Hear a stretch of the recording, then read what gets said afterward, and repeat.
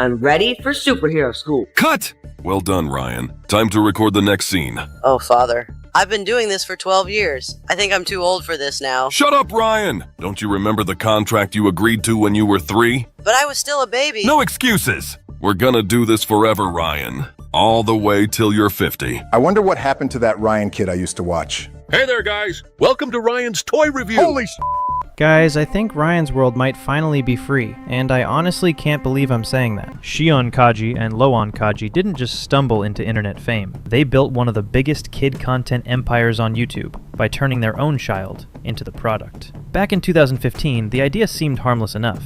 Their 3-year-old son, Ryan Kaji, sat in front of a camera opening toys and reacting to them. At the time, it looked like simple family entertainment. A cute kid opening toy boxes, laughing at giant surprise eggs, and playing with colorful gadgets. But then the views exploded. Millions turned into hundreds of millions. Eventually, billions. Before Ryan even reached elementary school, he had become one of the most recognizable children on the internet. And once the money started flowing, everything changed. Ryan's parents quit their jobs entirely. Loann stepped away from teaching chemistry. Shion left engineering. They didn't just become content creators, they became full-time managers of a child-run business, a very profitable business. The family created a production company, hired dozens of employees, and transformed their house into a non-stop filming operation. Cameras everywhere, branded sets, organized shoots, sponsorship meetings. What started as a toy review channel slowly turned into a corporate machine, and at the center of that machine was a kid who still needed help tying his shoes. By the peak of Ryan's world, the brand was everywhere. Walmart toy aisles, toothpaste deals, pajamas, backpacks, school supplies, even a Macy's parade balloon. Ryan wasn't just a YouTuber anymore, he was a walking franchise. But even while the empire was growing, criticism was growing with it. A lot of people began asking the same uncomfortable question. At what point does family content stop being family content and start becoming exploitation? Because Ryan wasn't just appearing in videos occasionally, his entire childhood was becoming content. Daily routines, science experiments, vacations, toy reviews, every part of his life could be filmed, edited, monetized, and uploaded for millions of strangers to watch. And unlike child actors in Hollywood, YouTube creators existed in a legal gray area. Traditional child labor protections didn't really apply the same way. There were no strict filming hour limitations, no guaranteed trust funds, and no clear protections ensuring that the child actually controlled the money they generated, which meant the empire legally belonged to the parents. And critics noticed. Consumer advocacy groups started calling out channels like Ryan's World for blurring the line between entertainment and advertising. Sponsored toys were often presented like ordinary playtime, making it difficult for younger audiences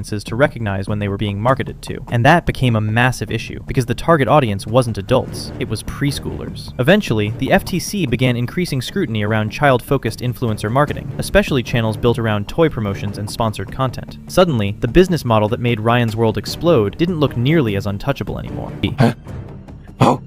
Oh, what is this? 5-year-old threatens to dethrone the YouTube king PewDiePie over my goddamn dead body! But despite the criticism, the uploads kept coming. Ryan was reportedly filming massive amounts of content every single week across multiple channels. More content than many adult creators make in months, except adult creators choose that life. Ryan never really got the chance to.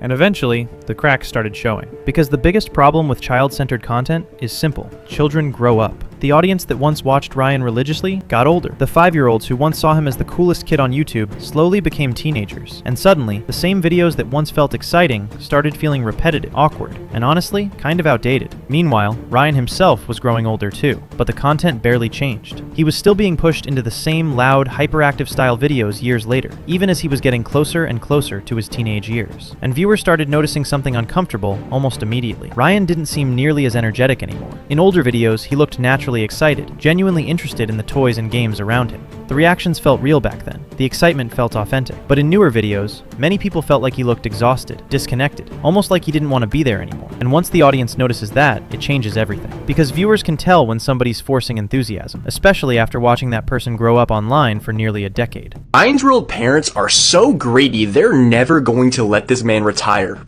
Ever. This person even said he can't wait for the flood of lawsuits from these kids to their parent. The numbers reflected it too. Videos that once pulled hundreds of millions, or even billions, of views started slowing down significantly. For most creators, those numbers would still be massive, but for a channel the size of Ryan's World, the decline was impossible to ignore. The momentum was fading, and honestly, it makes sense. The original audience aged out of the content, while newer, younger viewers already had thousands of other creators competing for their attention. Ryan's World stopped feeling fresh. It started feeling manufactured. Then then things got even worse after COPPA regulations changed how YouTube handled children's content. Suddenly, channels targeting kids lost major advantages in the algorithm. Personalized ads were restricted, comments were disabled on many videos, engagement features changed, and revenue opportunities shrank almost overnight. Loann Kaji herself admitted the business lost around 70% of its income after the changes. 70%. That's not a setback. That's full-blown panic territory.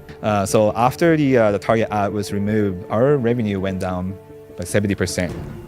After just that day. And instead of slowing down or stepping away, the family seemed to push even harder. That's when they moved forward with a huge movie project, Ryan's World the Movie, Titan Universe Adventure. On paper, it probably sounded like the next evolution of the brand. Bigger audience, bigger platform, bigger profits. But the reality was brutal. The movie reportedly cost around $10 million to produce, and barely earned back a fraction of that amount. Some theaters were nearly empty, interest was weak, reviews were rough, online reactions were even worse. And honestly, the failure of the movie exposed the biggest issue with the brand. The hype was disappearing. The audience had moved on, but the business model stayed frozen in time. Because you can only force internet hype for so long before people stop caring. And viewers weren't just criticizing the content anymore. They were starting to feel bad for Ryan himself. In newer appearances, interviews, and podcasts, people noticed how quiet he had become. His parents often answered questions for him or controlled most of the conversation, while Ryan just sat there looking uncomfortable. That only added more fuel to the criticism. During this interview, something didn't feel right. Ryan barely spoke at all. Didn't seem happy. Most of the time, it was his parents speaking. It was almost like they didn't want Ryan to speak and expose their dark secrets. And then came the part that made even longtime viewers uneasy. As Ryan slowly started pulling away from the spotlight, his younger twin sisters, Emma Kaji and Kate Kaji, began appearing more and more in the content. New shows, new branding, more thumbnails, more screen time. It wasn't subtle either. The channel slowly began shifting attention toward the twins as Ryan became older and less connected to the content style that originally made the brand famous. And for a lot of viewers, that felt disturbing. Because instead of ending the cycle, it looked like the family was preparing the next generation to continue it. Almost like Ryan wasn't being protected from the machine, he was simply being replaced by it. And this is where public opinion completely turned against the Kajis. What once looked like harmless family entertainment now started looking like a business built entirely around monetizing childhoods. People weren't just criticizing the content anymore, they were criticizing the parents themselves. Social media comments became brutal. Viewers accused the family of draining Ryan's childhood for profit